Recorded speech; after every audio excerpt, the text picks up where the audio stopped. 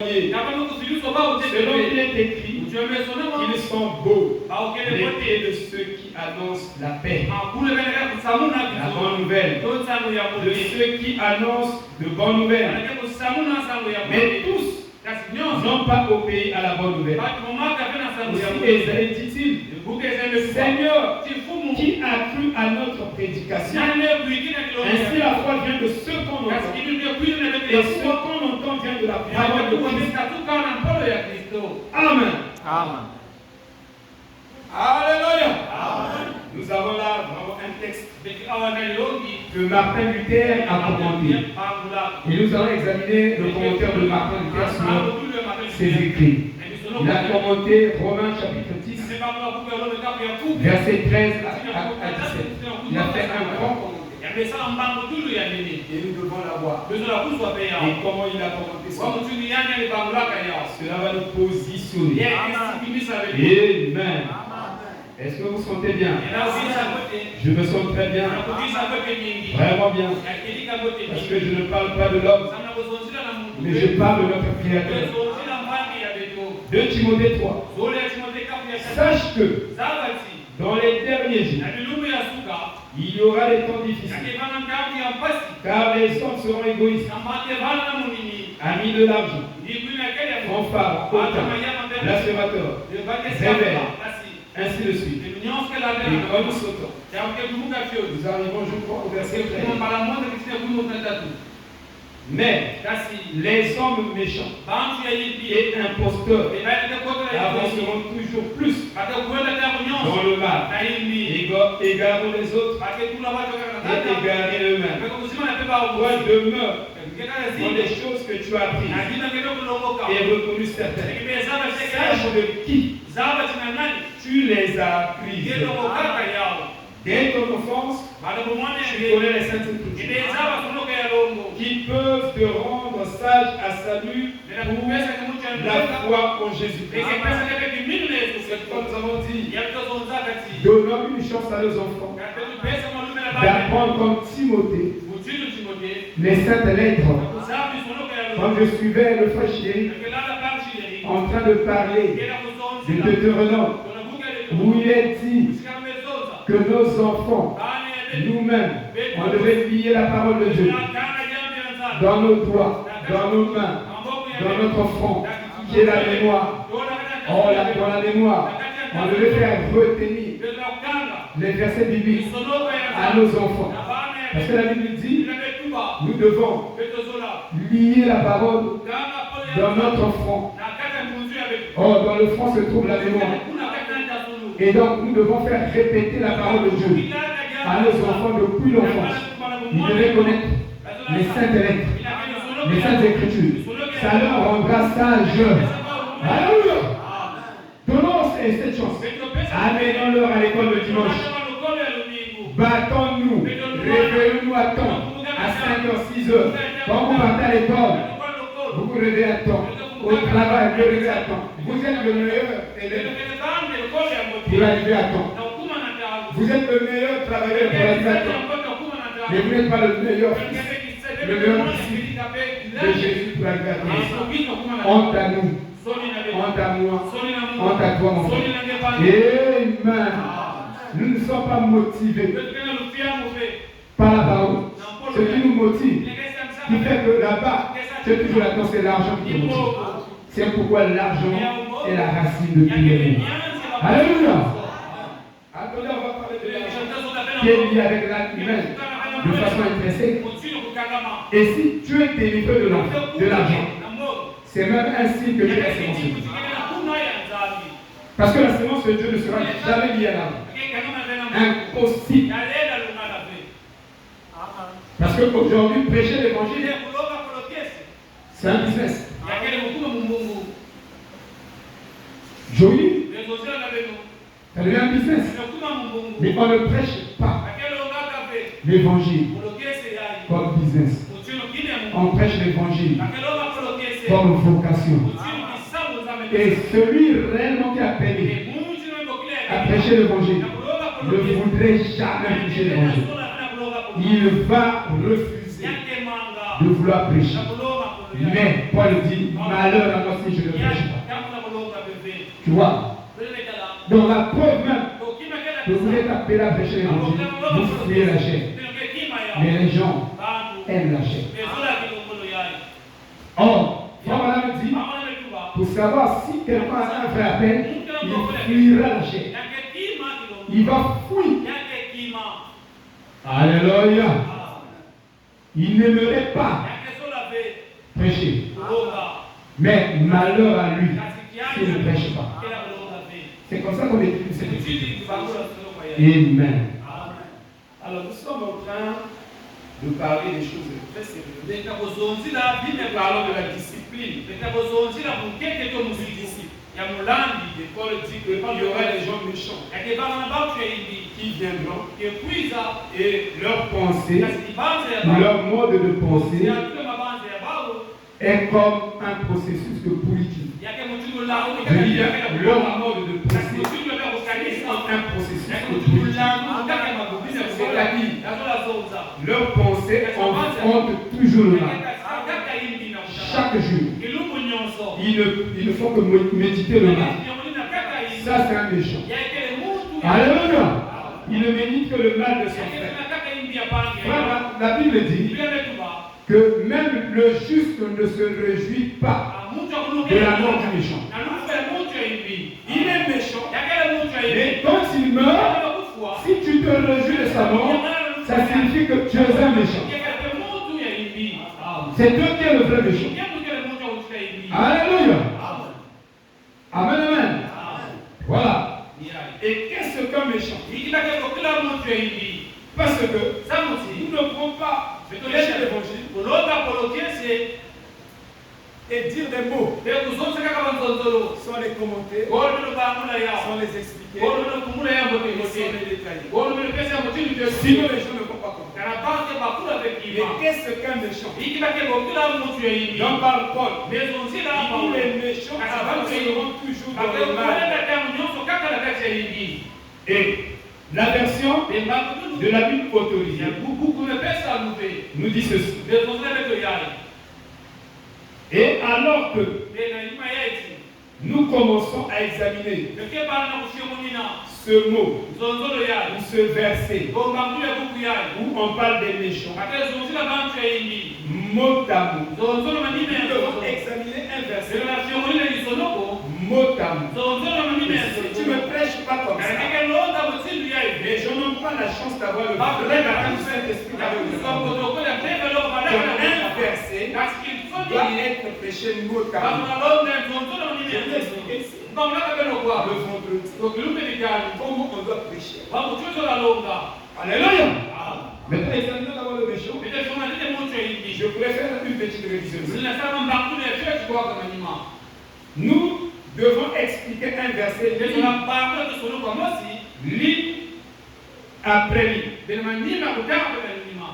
Mot après mot. Tout comme les paragraphes de la brochure doivent être explicités. C'est pourquoi je ne comprends pas la manière de prêcher. Dans un livre comme ça, tu prends seulement un petit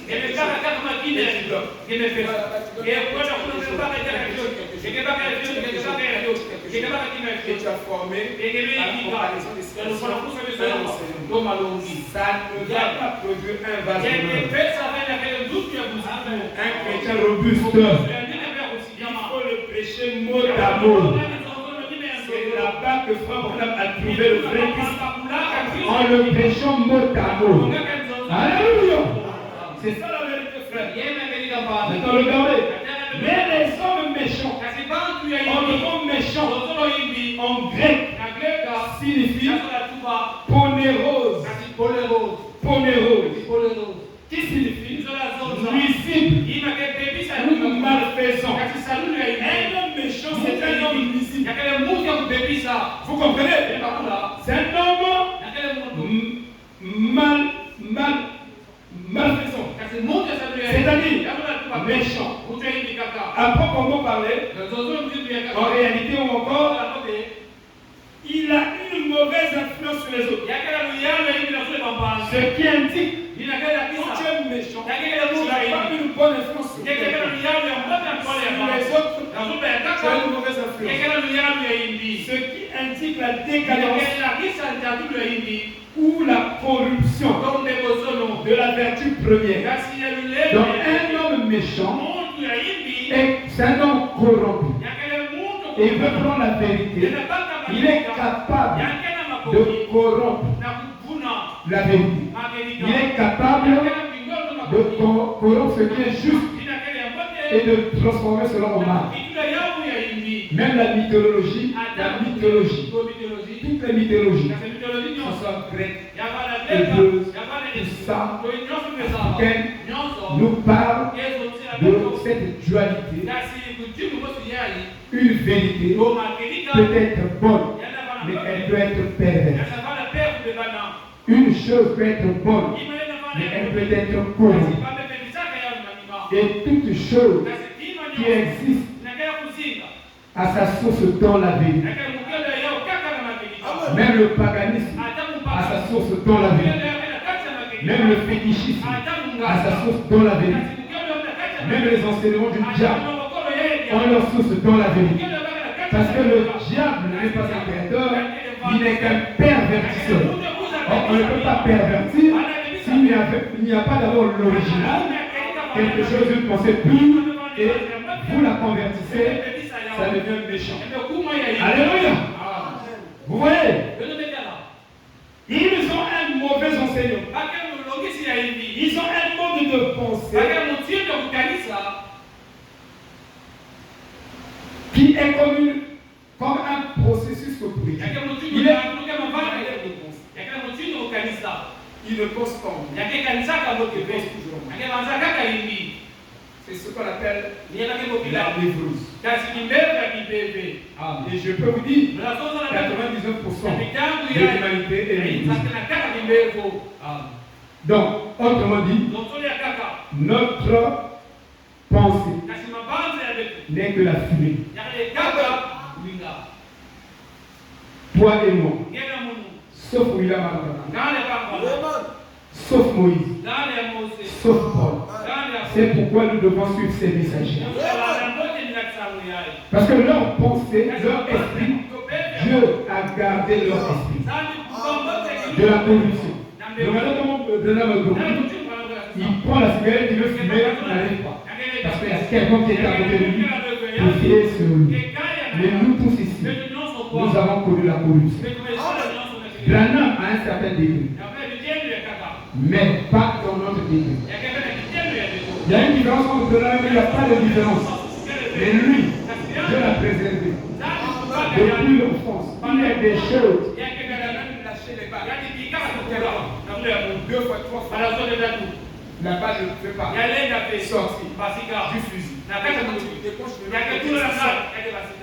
Quand on meurt, il plaque sur lui.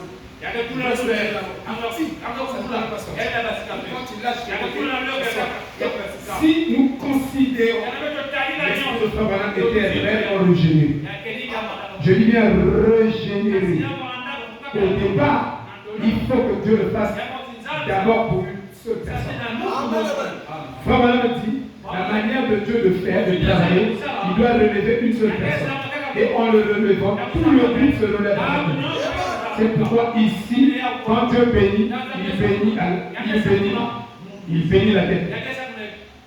Si vous priez, Seigneur, bénis les pieds. Ce n'est pas la loi de Dieu.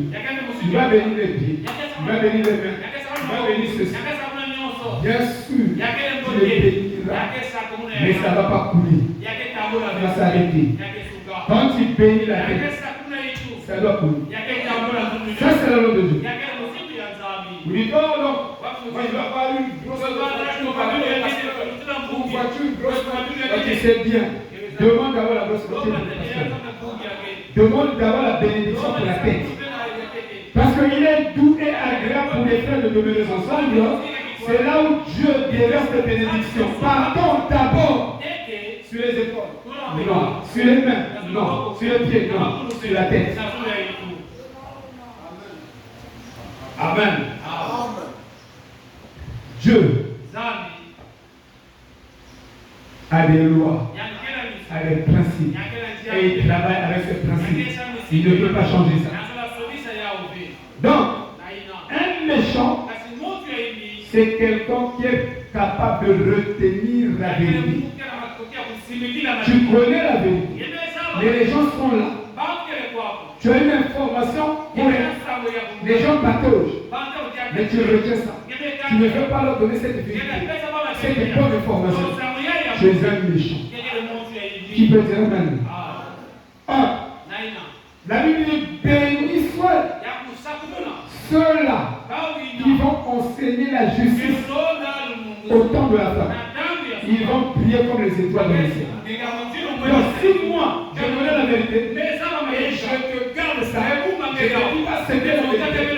Je suis un méchant. Je suis un vrai méchant. Le méchant, c'est comme ça qu'on dit un méchant. Amen. Regardez.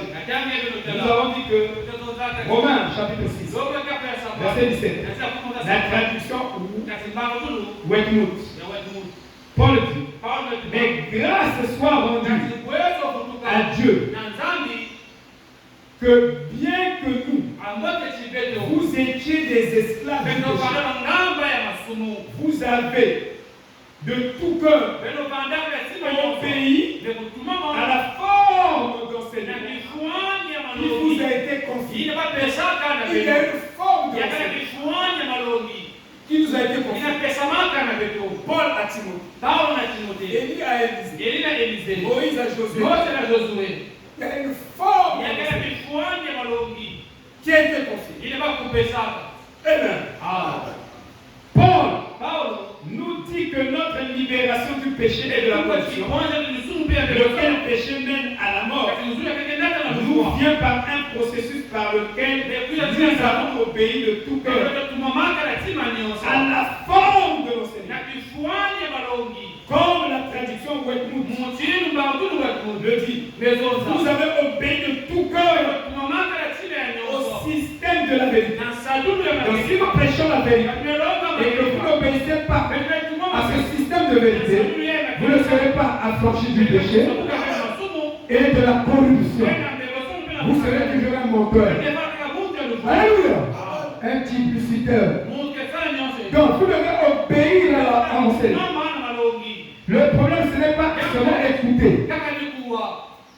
Vous écoutez, mais vous devez obéir à ce que vous écoutez. Si vous n'obéissez pas à la forme de l'enseignement, Abraham dit, ils ne se sont pas réunis pour parler du message, mais ils se sont réunis pour appliquer le message. Donc nous ne venons pas ici simplement pour écouter, mais nous venons pour écouter et appliquer. C'est ça qu'on appelle le signe. Et si le signe est appliqué, l'ange de la destruction ne peut pas nous toucher. Les fléaux ne peuvent pas nous toucher. Les mots qui minent l'humanité ne peuvent pas nous toucher. La stérilité ne peut pas nous toucher. Regardez Adonis. Enceinte de qui? Du Saint-Esprit, de Péniche. Alléluia. Est-ce que vous comprenez?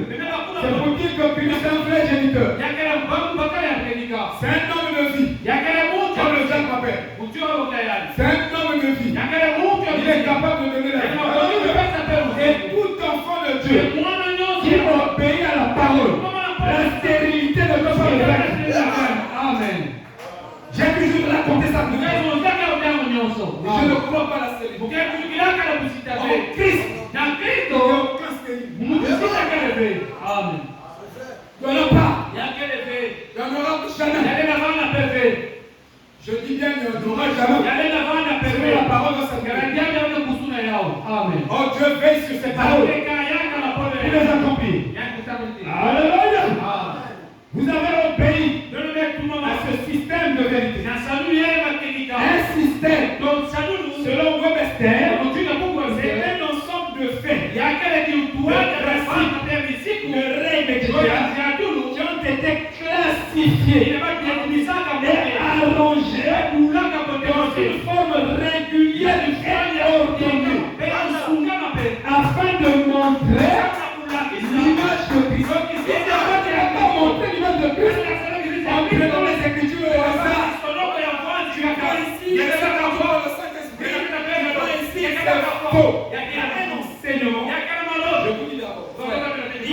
Écritures, on se rend compte que tu précèdes l'église avant l'autre. Et c'est là où il y a un faux Jésus au milieu. Il y a un faux Saint-Esprit au milieu. Parce que ça dénature la chronologie de l'Esprit. Dieu a une chronologie. Il y a une chronologie de l'Esprit. C'est une chronologie de la pensée. Ça veut dire qu'il y a un processus agençant les étapes pour conclure à la fin. C'est la vérité. Ordonné afin de montrer un plan logique. Réunion des diverses parties afin qu'il puisse y avoir une manière établie de bien ordonner, de bien faire les choses et de bien agir. Ce système d'enseignement n'est pas juste une approche forcée de la vérité. Mais qu'est-ce que la vérité? Est-ce que les gens aiment la vérité? Tu n'aimeras jamais la vérité si tu ne connais pas ce qu'est la vérité.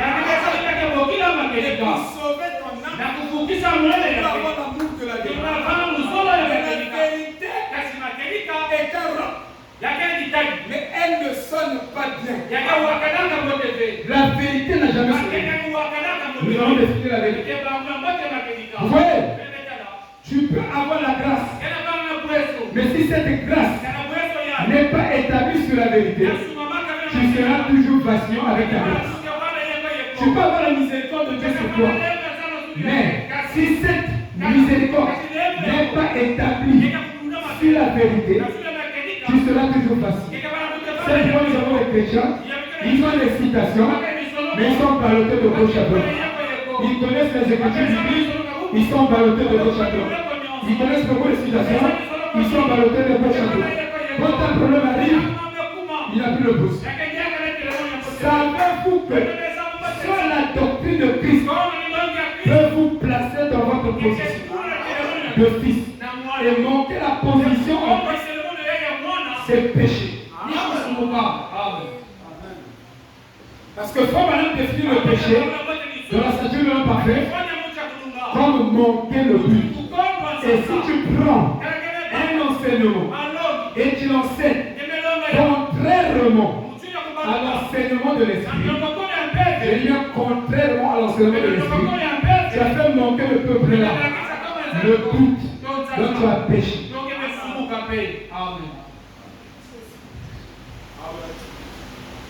Être établi d'une façon logique afin d'accomplir quelque chose. Frère Branham dit, nous prêchons mot à mot. Nous prêchons pensée par pensée. Oh, dans une seule prédication, tu vas développer 20 pensées. Tu prêches 20 pensées, mais tu n'approfondis pas. Tu peux donner ça comme un mais tu prends et tu vas considérer ça. Tu vas détailler ça. Mais tu tiens là. Tu me laisses. Tu espères que les gens vont recevoir le baptême. Non. Tu es un faux diviseur de la foi. Si on donne aux gens trop de choses à la fois, et mon frère, vous ne pouvez pas voir grand chose à la fois. Je dis bien. Il y a quelqu'un qui voulait s'habiller. L'enfance, il rentre dans une boutique. La boutique a multitude de choses. Je vais tout retenir. Dès que je sors, je vais vous citer tout ce qui se passe.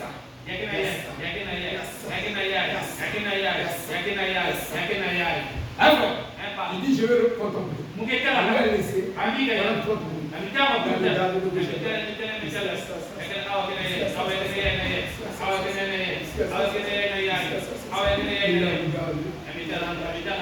Il dit que j'ai tout bloqué. J'ai vu tout ce qui est dans la boutique. Donc je peux sortir. Il est sorti. Et il a commencé à sortir. C'est comme ça qu'on fait le test psychotechnique. Pour jauger votre quotient intellectuel. Vous savez ça, non? Hein? On nous donne beaucoup de choses à la fin. On verra la capacité de votre mémoire de synthétiser les choses. Et il a commencé à réciter. Et il dit qu'il n'a même pas récité la moitié des choses. Et il est noté. Il a dit que vous ne pouvez pas voir d'autres choses. Donc, si vous pensez que ce soit la vérité, beaucoup de choses. Il ne développe pas. Tu parles de ça. Tu ne développes pas. Tu parles de ça. Nous, on appelait ça en terminale avec nos amis. Il est en train de meubler le temps. Parce qu'il n'est pas profond dans le thème.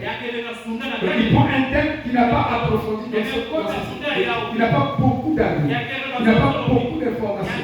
Or, quand on prêche, on doit prêcher profondément. Vous comprenez? Si vous ne prêchez pas profondément, la vérité là ne sera pas établie dans les cœurs. Profondément. Et vous devez prêcher de façon dans une plénitude. Vous donnez pour un seul texte, vous donnez des multiples informations. Oui, un seul sujet, vous donnez 100 informations sur ce sujet. Et la personne serait debout. L'un même des affrontements, la personne a beaucoup d'avis. Il peut dire, celui-là dit, il est debout. Il est dossier. Il est dossier. Il est dossier. Jusqu'à ce qu'il finisse les arguments de l'autre. Et il continue à citer la parole sur ça. Citer la parole. Toi, tu es déjà calme. Mais vous venez. Je prêche par exemple sur la discipline. Si on prêche sur la discipline, on donne une seule définition. Et on dit que c'est fini. J'ai enseigné. Deux définitions. Non. Frère, je pense qu'on peut faire tout un livre. Peut-être de 500 pages.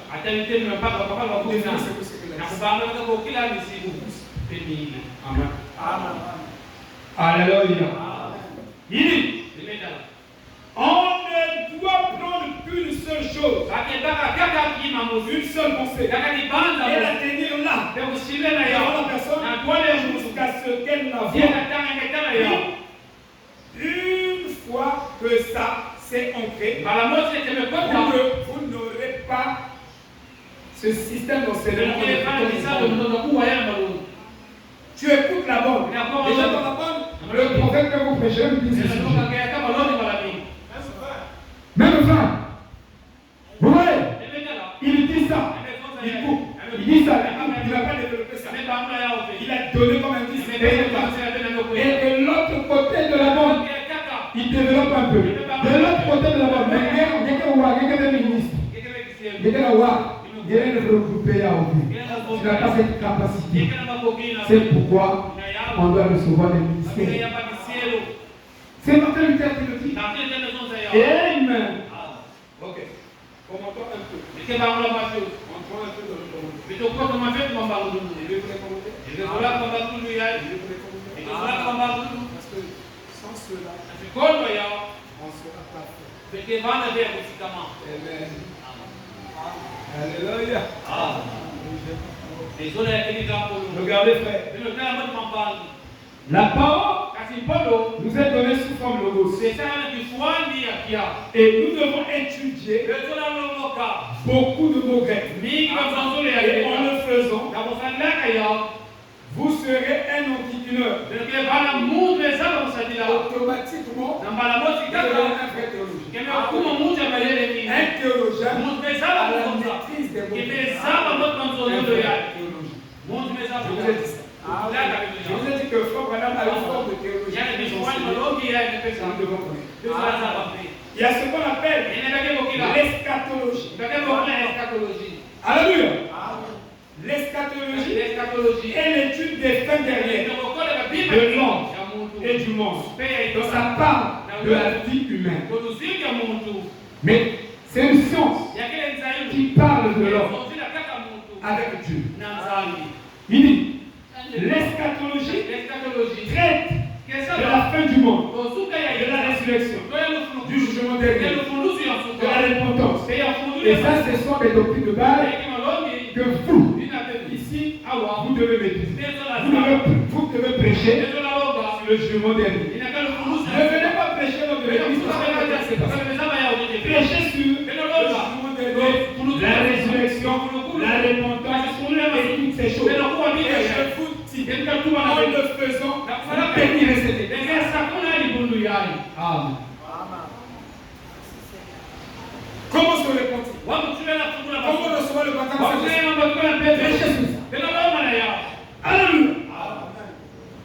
Et les doctrines, je complète les doctrines. La divinité, comprendre Jésus, et tout ce qui concerne Jésus. Tout ça, l'eschatologie la pousse. Comprendre la sémence. Aujourd'hui, tout est revenu à la sémence. Je dis même tout est revenu à la sémence. Parce que quand vous étudiez l'image de la sémence, vous verrez qu'au départ, Dieu a apporté la sémence. Laquelle sémence? La parole parlée. Jésus-Christ est un fils parole parlée. Donc quand on prêche sur la parole parlée est une sémence originelle, cette parole parlée est la sémence originelle, c'est Jésus-Christ. Donc il prêche sur Christ. Et si vous avez cette sémence originelle, vous ferez la même chose. Oui. Donc la parole parlée. Si nous prenons cette parole parlée sans hybridation, on l'obligera Christ. Si Christ n'est pas le projet de nous, parce que il y a ce qu'on appelle l'altération génétique. Je dis bien l'altération génétique. Tu peux prendre une vraie sémence. Tu prends. Si les éléments chimiques ont une affinité, la croissance et la manifestation de cette sémence, ces éléments sont utilisés vont affecter le résultat de cette sémence. C'est pourquoi, même la parole que nous prenons, si moi je prêche le message avec un mauvais motif, avec un mauvais but, je ne produirai jamais Christ dans l'église. C'est impossible. Parce qu'il y a une altération quelque part. La sémence est pervertie par les mauvais motifs. Ils cherchaient les mauvais motifs. Au lieu que ce soit les bons motifs qui viennent de Christ, les mauvais motifs, l'argent, la popularité, la femme, la reproduction de cette sémence de la parole aura des difficultés. C'est pourquoi nous n'avons pas de vrais chrétiens au milieu de nous, parce que nous qui prêchons la parole, nous hybridons la sémence. Je vous dis la vérité, avec de mauvais motifs, des mauvais objectifs, on ne produira jamais plus.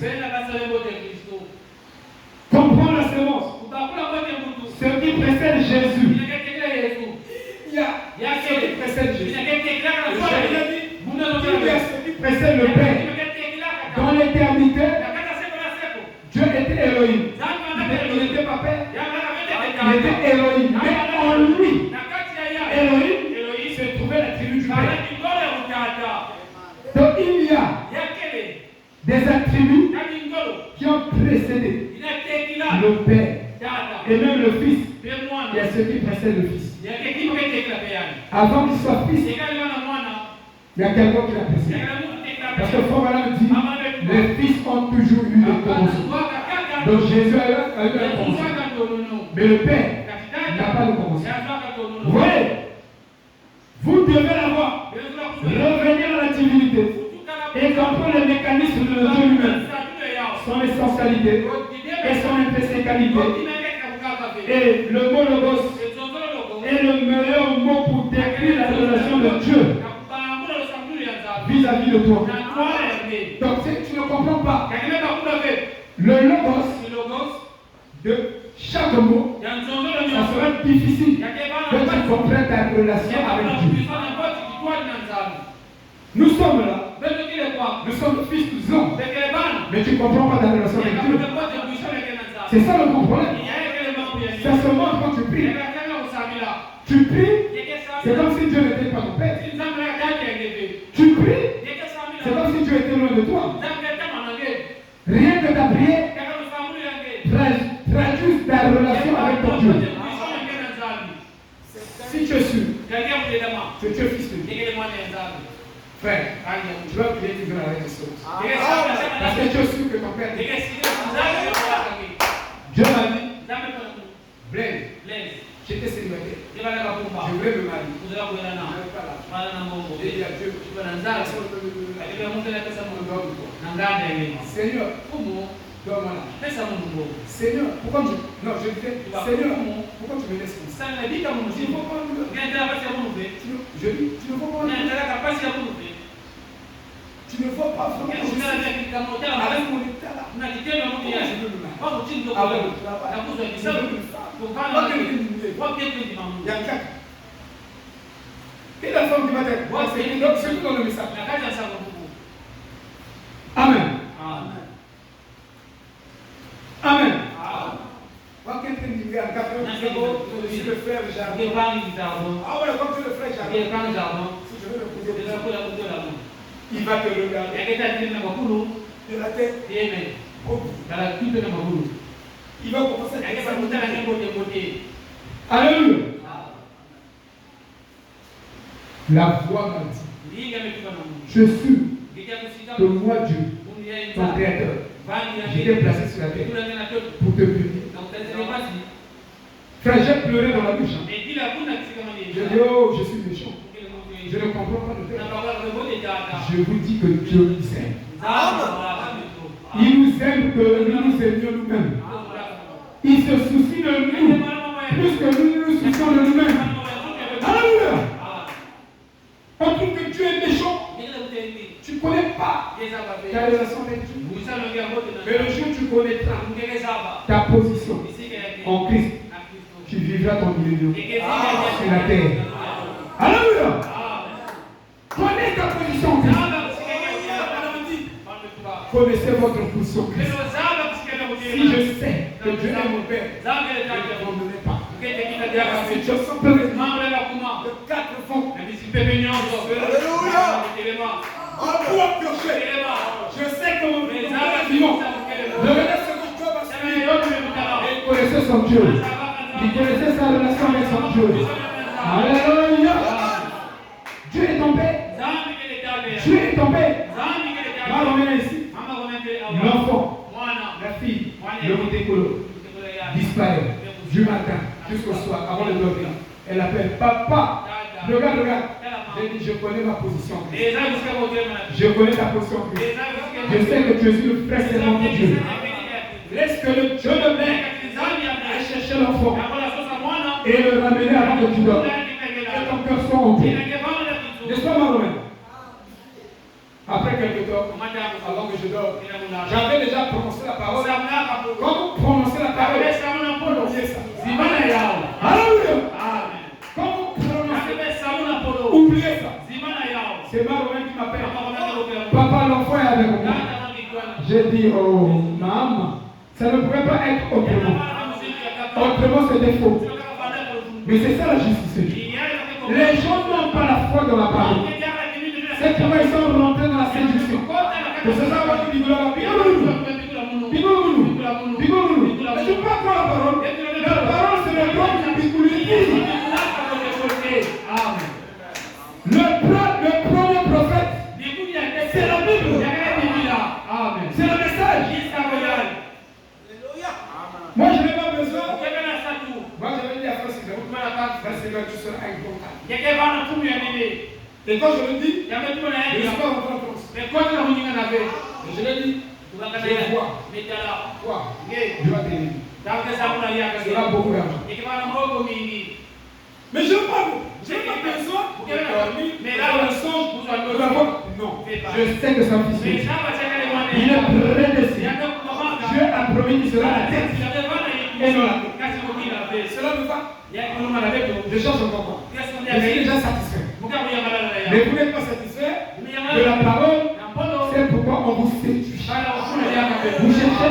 choses, entendre la parole, vous serez séduits. Les paroles sont esprit et elles suffisent. Je vais là avec ma femme. J'ai dit que celui qui méprise la science, c'est qui le dit, Proverbe 1, verset 1, celui qui méprise la science et la crainte de l'Éternel, il dit, il appellera Dieu, Dieu le répondra. Il cherchera Dieu, il ne trouvera pas Dieu. Parce qu'il a méprisé la connaissance de la parole. Vous comprenez? Il y a un musicien qui était en train de chanter. Je vous dis, c'est un cantique. Si on met ça ici, pour Bina, je vous dis, tu vas danser, danser bien, tout, mais il était en dehors là-bas. Il dit que la prière est tout. Je dis non. Ce qui est tout, la plus grande chose, ce n'est pas la prière. La plus grande chose, c'est la parole de Dieu. Quand j'ai la parole, j'ai tout. Alléluia. Ce qui amène le tout, c'est pas la prière. Et tu vois, quand tu écoutes du message, ils vous diront ça. Et les gens prêchent le bouton. Même dans le message. Le grand problème, c'est de savoir qu'est-ce qui est la plus grande chose.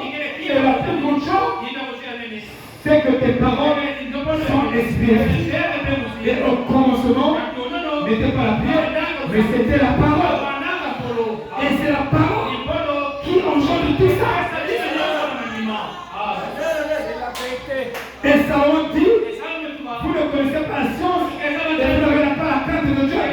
Mieux vous connaissez la parole, mieux vous connaissez Dieu. Et mieux vous connaissez Dieu, mieux vos prières sont pour exaucer. Même l'exaucement des prières est lié à la crainte de Dieu. L'exaucement de la prière est lié à la connaissance révélée. Alléluia.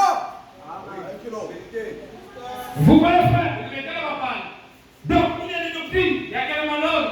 Vous devez connaître la relation du Père envers les enfants de Dieu. De Dieu vis-à-vis de sa création. Parce que si vous ne connaissez pas cette relation entre vous et Dieu, vous êtes perdu. Quand tu ne connais pas ta relation, tu es perdu. Comment tu peux l'invoquer de façon agréable? Hein, frère? Tu peux citer comme tu veux. Tu cites.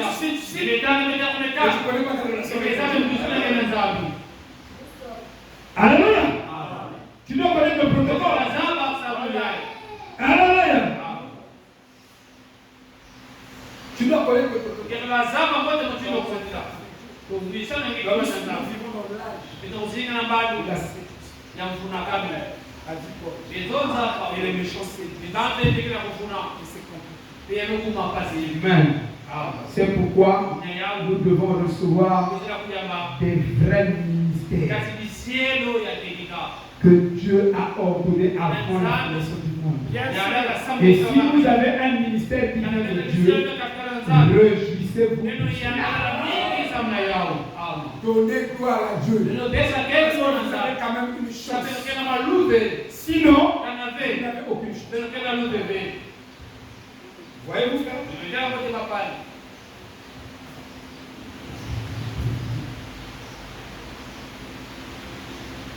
Les vrais ministères vous enseignerez la doctrine de Christ.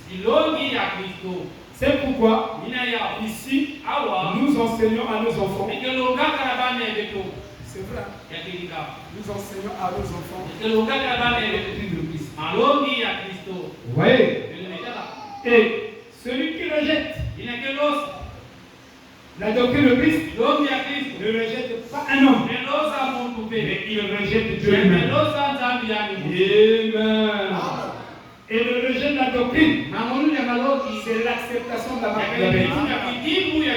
Selon Jean 6, verset 63 à 66. Si vous lisez cela, Jean 6, verset 66, c'est la marque de la vérité. Vous verrez que là-bas, les gens ont rejeté. Dans Jean 6, verset 66, les gens ont rejeté la parole. Ils ont reçu la marque avec. Amen. Et quand vous rejetez la doctrine, vous vous éloignez de la présence de Dieu. Alléluia. Et c'est très dangereux. Mais la connaissance de la doctrine apporte le repos dans l'âme et apporte la présence de Dieu dans notre âme.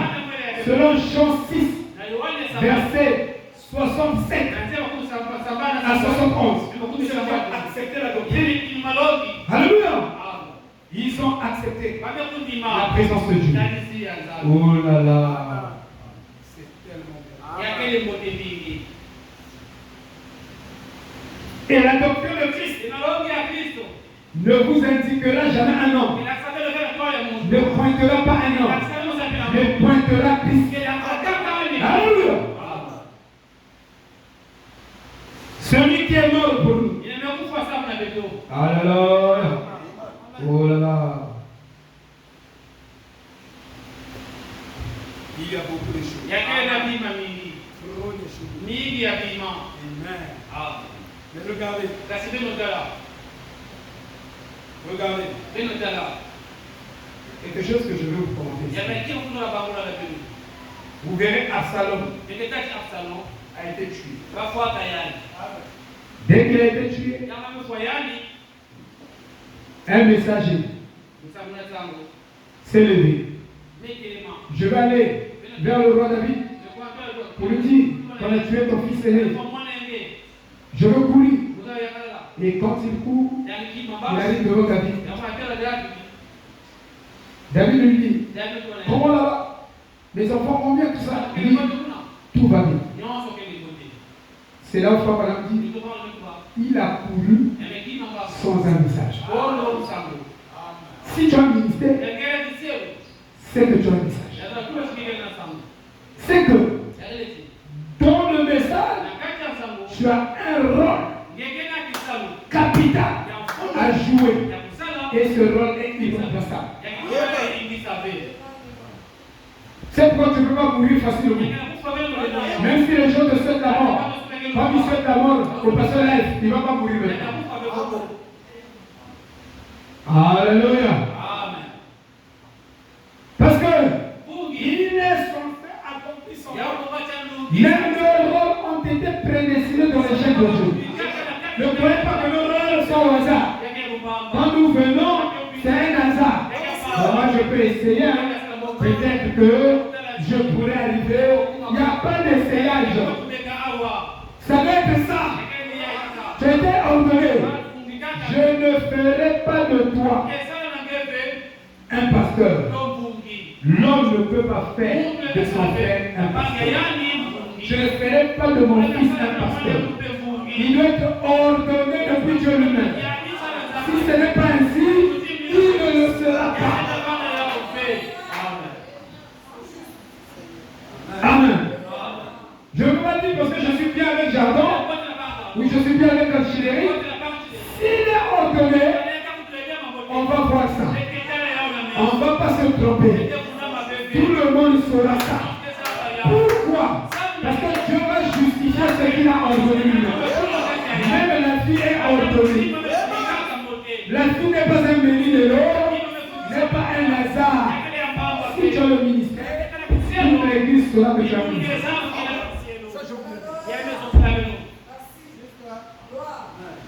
Alléluia. Ne dites pas non, les enfants du pasteur sont devenus des pasteurs. C'est pas ton affaire. Et c'est l'histoire du salut, ça te concerne. Et c'est toi qui appelles les gens. Et c'est toi qui les ordonne. Si c'est Dieu qui les a appelés, tant Dieu. Mais on voit Christ, on voit la crainte de Dieu, on voit la sainteté, on va acclamer le Seigneur. Si ce n'est pas ainsi, Dieu les confondra. Si le pasteur m'a dit, falsifie, ici là, vous ne pouvez pas falsifier. Nous sommes à l'âge de la moisson, chaque semence doit atteindre sa maturité. Pour qu'ils soient élevés, ils sont de côté. Donc si tu es de Dieu, Dieu te montrera que tu es de Dieu. Si tu es un falsificateur, un faux ministère, un faux ephésien, de la route. Donc laissez jouer les mots. Laissez prêcher les gens. Observez cela. Soyez patient. Au fur et à mesure, le temps est un juge. Amen. Je ne peux pas dire. Si on me demandait qui tu veux te succéder, selon toi, j'aime le Dieu. Mais mon opinion, c'est pas votre opinion. Alléluia. Mon opinion, ce n'est pas la vérité.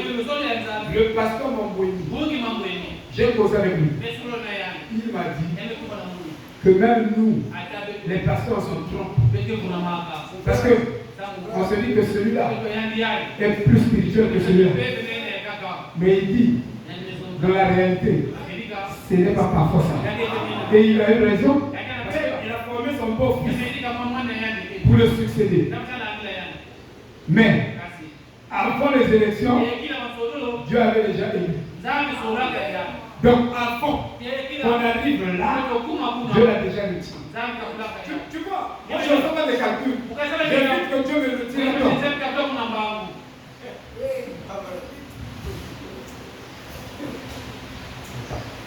Mais, là aussi, mais nous sommes enseignés. Mais nous disons non. Oh, c'est son petit frère. Non, mais mon petit frère. Que vous montez, que vous descendez, même ministère que vous montez. C'est ça la vérité. La vérité reste la vérité. Que ce soit le petit frère, c'est son enfant, vous ne pouvez pas donner le schéma des enfants. Bon, l'enfant de préfet ne peut pas être intelligent. Mais comment vous dites? C'est l'idée que vous l'avez dans tout. Ça, c'est des bêtises. En fait, ça, c'est des faux débats. Et ça se passe dans le message. C'est un faux débat. J'appelle ça le débat des idiots.